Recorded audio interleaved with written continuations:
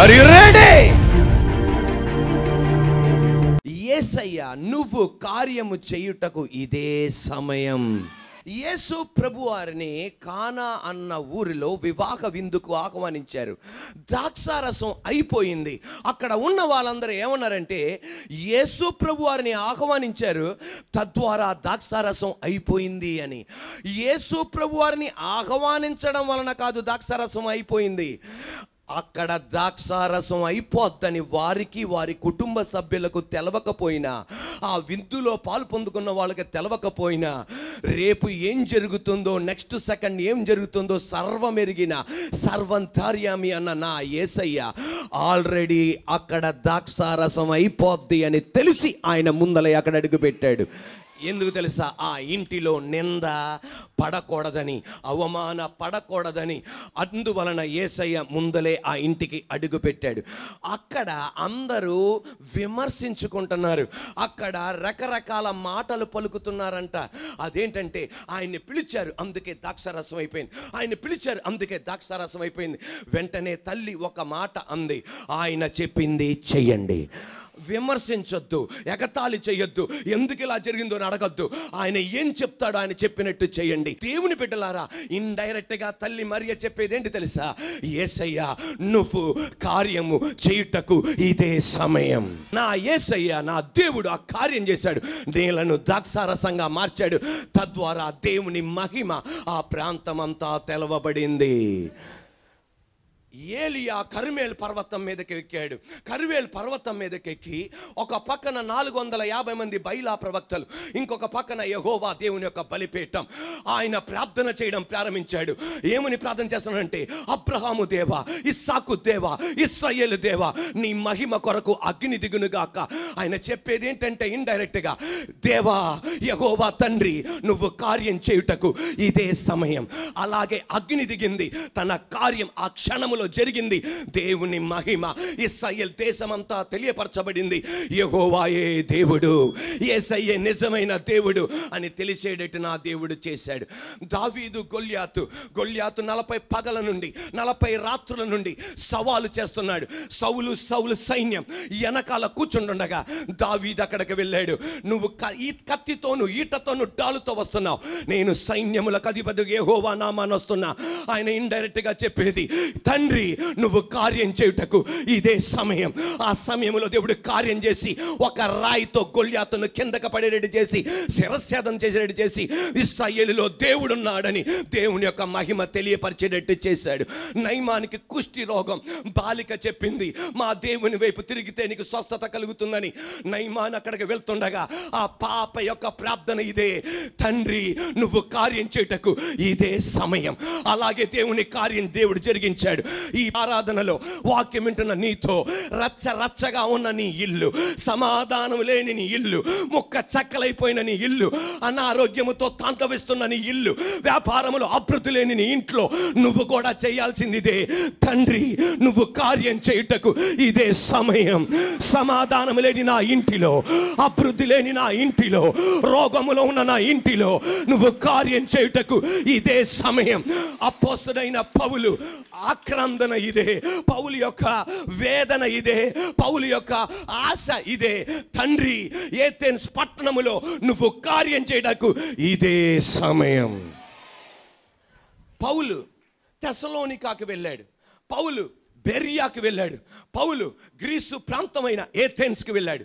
ఏథెన్స్కి వెళ్ళగానే ఎక్కడ చూసినా విగ్రహాలే, ఎక్కడ చూసినా విగ్రహాలే. ఎదరికి వెళ్ళినా వెనక్కి వెళ్ళినా అక్కడ ఏథెన్స్ పట్టణంలో మనుషులు కనబడరు, ఎవరే కనబడతారు? విగ్రహాలు కనబడతాయి. ఆ విగ్రహాలని చూసి అనుకున్నాడు, తండ్రి నువ్వు కార్యం చేయడానికి ఇదే సమయం. నువ్వు నన్ను ఇక్కడికి పంపించావంటే ఏదో ఒక కార్యం ఇక్కడ జరగాలి. ఈ కార్యం జరగడానికి ఇదే సమయం. ఇన్ని విగ్రహాల మధ్య ఒక పీఠం కనబడింది. ఏం కనబడింది? ఆ పీఠం పైన ఏ బొమ్మ కనబడలా. బొమ్మ కనబడకపోతే అప్పుడు ఆయన అంటున్న మాట నాతో పాటు చెప్పండి, నేను సంచరించుచు మీ దేవత ప్రతిమలను చూచుచుండగా ఒక బలిపీఠం నాకు కనబడేను. అక్కడ బలిపీఠం మీరు చూడగలరు.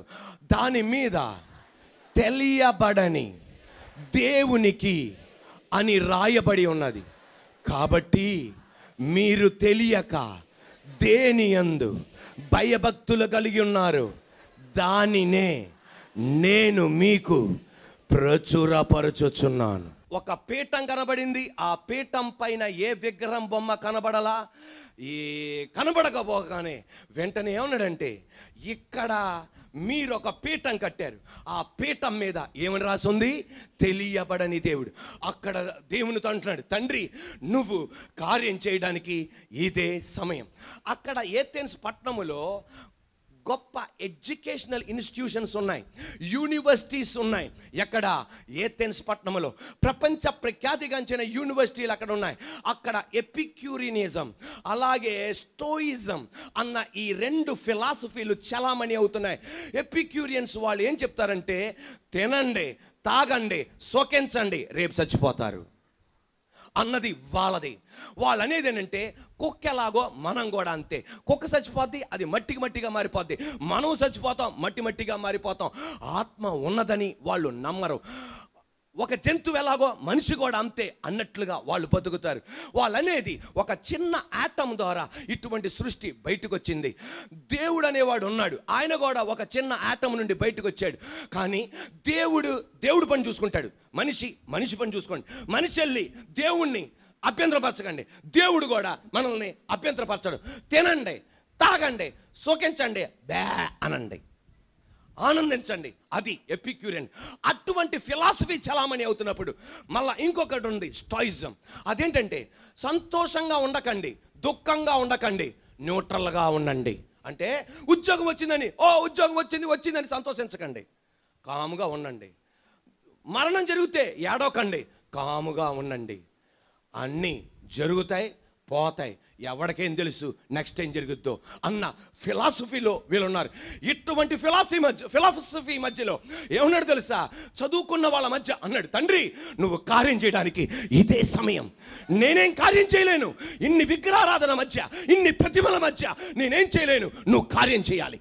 ఇన్ని ఫిలాసఫీల మధ్య నేనేం చేయలేను, నువ్వే కార్యం చేయాలి. అక్కడ ఏథెన్స్ పట్టణం బిజినెస్ సెంటర్, బాగా వ్యాపార కేంద్రం. వాళ్ళు డబ్బు, చదువు, మతం ఉంటే చాలు అన్నట్లు బతుకుతున్న వాళ్ళు. అటువంటి టైంలో తండ్రి ఈ వ్యాపారవేత్తల మధ్యలో నేనేమీ చేయలేను, ఇప్పుడే నువ్వు కార్యం చేయడానికి సమయం.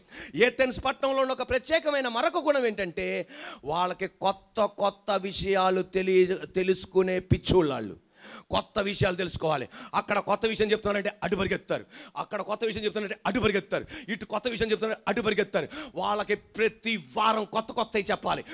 ఎవరు కొత్తవి చెప్తారో అది నిజమో అబద్ధమో తర్వాత సంగతి. కొత్తవి నేర్చుకొని మాకు ఇది తెలుసు అని 10 మందికి చాటి చెప్పడానికి అటువంటి ఏథెన్స్ పట్టణంలో అన్నాడు, తండ్రి నువ్వు కార్యం చేయడానికి ఇదే సమయం. దేవుని వైపు చూశాడు, సర్వశక్తి కలిగిన దేవునికి ఉన్నాడు. దేవా, తెస్సలోనిక లాంటిది కాదయ్యా, బెరియా లాంటిది కాదయ్యా, తండ్రి నేను వెళ్తున్న పట్టణం లాంటిది కాదు. ఇది ఇక్కడ ఉన్న వాళ్ళంతా చదువుకున్న వాళ్ళు, ఇక్కడ ఉన్న వాళ్ళంతా రిలీజియస్ పీపుల్, దైవ భక్తి కలిగిన వాళ్ళు, ఇక్కడ ఉన్న వాళ్ళంతా వ్యాపారవేత్తలు, ఇక్కడ ఉన్న వాళ్ళకంతా కొత్త బోధన ప్రకటించాలి. అటువంటి టైంలో ఏం ప్రకటించాలో తెలవక దేవుని వైపు చూడగానే దేవుడు ఒక వర్తమానం ఇచ్చాడు, సిలువ వేయబడిన క్రీస్తు, పునరుద్ధానుడైన క్రీస్తు అని ప్రకటించడం ప్రారంభించాడు. వెళ్ళి ఏథెన్స్ పట్టణములో విగ్రహాలు చూశాడు. ఇటువైపు చూసిన విగ్రహాలే, ఎటు విగ్రహాలు చూసినా అక్కడ పౌలు ఒక అద్భుతమైన మాట అన్నాడు, మీరు భక్తిగల ప్రజలు. ఏంటండి? అదే నువ్వే పౌలువైతే, నేనే పౌలునైతే, నన్ను ఏథెన్స్ పట్టణాన్ని పంపిస్తే ఈ విగ్రహాలన్నీ చూసి ఏమనడం తెలుసా? ఫస్ట్ తీసేయండి, లేకపోతే దేవుని కార్యం జరగదు. ఆ ఫోటోలు తీసేసేయండి, లేకపోతే కుదరదు అనేవాళ్ళం. కానీ పౌలందే మీరు భక్తి గల ప్రజలు అనగానే వాళ్ళ మీద ఐసు గడ్డబడినట్టయింది. ఇదేంటి నేను ఇలా చెప్తున్నాడు? మీరు భక్తి గల ప్రజలు, కానీ నేను ఒక కొత్తది చూసా. అదేంటి తెలుసా? ఒక బలిపీఠం నాకు కనబడింది. ఆ బలిపీఠం పైన తెల్లవబడని దేవుడు అని. ఎన్ని విగ్రహాల మధ్య పౌలు తీసేయమని అనలా.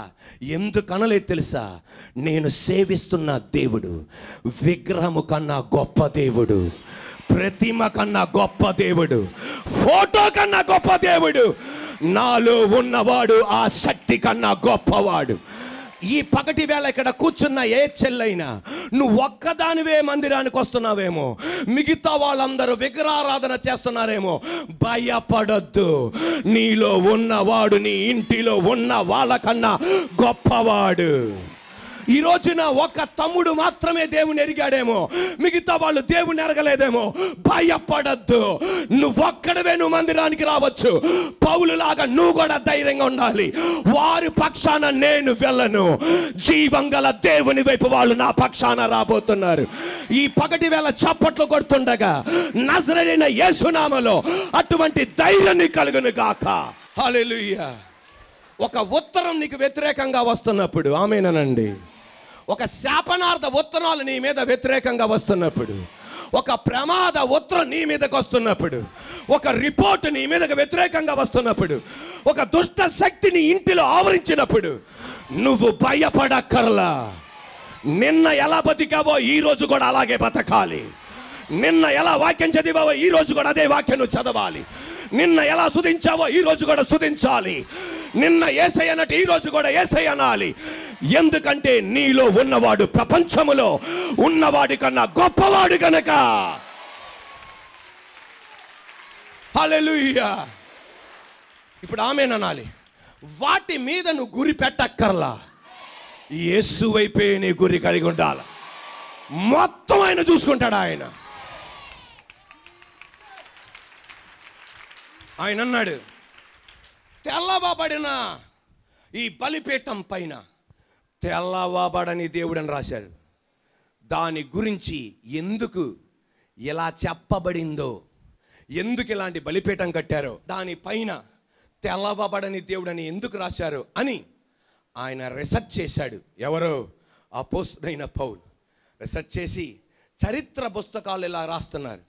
ఏథెన్స్ పట్టణం వాళ్ళు, బాగా చదువుకున్న వాళ్ళు, గొప్ప గొప్ప విశ్వవిద్యాలయాలు, యూనివర్సిటీలు, రిలీజియస్ పీపుల్, మత సంబంధమైన ఫిలాసఫీలు, ఎపిక్యూరియనిజం, స్టోయిజం, మిగతా అటువంటి ఫిలాసఫీలు నమ్మేవాళ్ళు, వ్యాపారవేత్తలు, మరలా కొత్త బోధలు అంగీకరించేవాళ్ళు. ఒక రోజున కొంతమంది వ్యాపారవేత్తలు వారి పక్క భాగములో ఉన్న ఏథెన్స్లో ఉన్న వ్యాపారవేత్తలు ఒక ప్రాంతం నుండి మరొక ప్రాంతానికి ఓడలో వాళ్ళు వెళ్తున్నారు. అకస్మాత్తుగా భయంకరమైన తుఫాను వచ్చింది.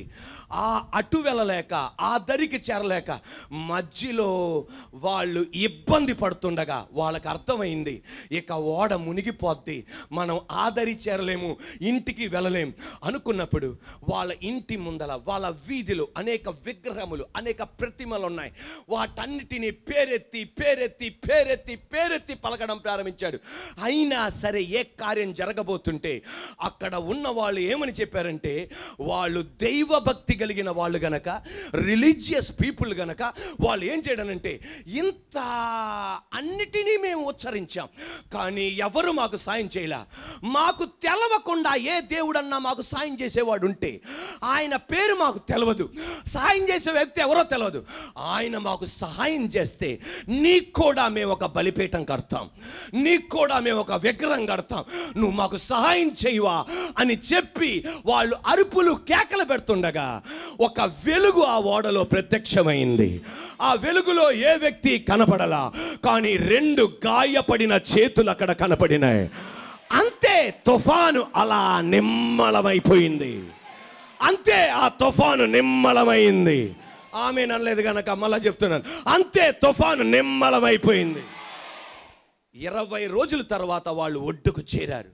వాళ్ళ హృదయములో ఆనందం, వాళ్ళ హృదయములో వేదన. ఇంతకీ ఒక వెలుగు ప్రత్యక్షమైంది, ఇంతకీ గాయపడిన చేతులు ప్రత్యక్షమైంది. ఈయన ఏ దేవుడై ఉంటాడు, ఏ దేవుడై ఉంటాడు, ఏ దేవుడై ఉంటాడు. వాళ్ళు ఆ దరికి వెళ్ళారు. 6 నెలల తర్వాత మళ్ళా ఏథెన్స్కి వచ్చారు. వాళ్ళు మొక్కుకున్నారు ఒక బలిపీఠం కడతానని. ఆ దేవుడు రూపం వాళ్ళకి కనపడలా, వెలుగు మాత్రమే కనపడింది. గాయపడిన చేతులు కనబడినాయి. ఈ గాయపడిన చేతులు పెడితే ఏం బాగుంటుందని చెప్పి ఒక బలిపీఠం కట్టి దానిపైన రాసి పెట్టారు, తెలియబడని దేవుడు అని చెప్పి. ఈ తెలియబడని దేవుణ్ణి అనేక మంది ఏథెన్స్ వాళ్ళు ఆరాధించడం ప్రారంభిస్తుండగా అది ఇన్ఫర్మేషన్ తెలుసుకున్నాడు అపోస్తలుడైన పౌలు. ఆ గాయపడిన చేతులతో సహాయం చేసింది ఎవరు తెలుసా? నీ కొరకు నా కొరకు సిలువలో మరణించి 3వ రోజు తిరిగి లేచిన యేసయ్య, సృష్టికర్త. ఇప్పుడు చప్పలు కొట్టాలి. ఆ విషయం తెలవగానే ఊరికే వాళ్ళు నమ్మలా, చదువుకున్న వాళ్ళు ఊరికే వాళ్ళు నమ్మలా. సిలువలో మరణించింది వాస్తవమా వాళ్ళ ఎరిగారు, ఆయన సమాధి నుండి తిరిగి లేచింది వాస్తవం వాళ్ళు ఎరిగారు, గాయపడిన చేతులు వాస్తవం ఎరిగారు. అనేక మంది ఎపిక్యూరియన్లు యేసు వైపు తిరగడం ప్రారంభించారు, స్టోయిజం వాళ్ళు యేసు వైపు తిరగడం ప్రారంభించారు, వ్యాపారవేత్తలు యేసు వైపు తిరగడం ప్రారంభించారు, విగ్రహారాధన వాళ్ళు యేసు వైపు తిరగడం ప్రారంభించారు, మత చాందవస్తులు దేవుని వైపు తిరగడం ప్రారంభించారు. ఏథెన్స్ పట్టణాన్ని దేవుని వైపు తిప్పేటట్టు చేశాడు.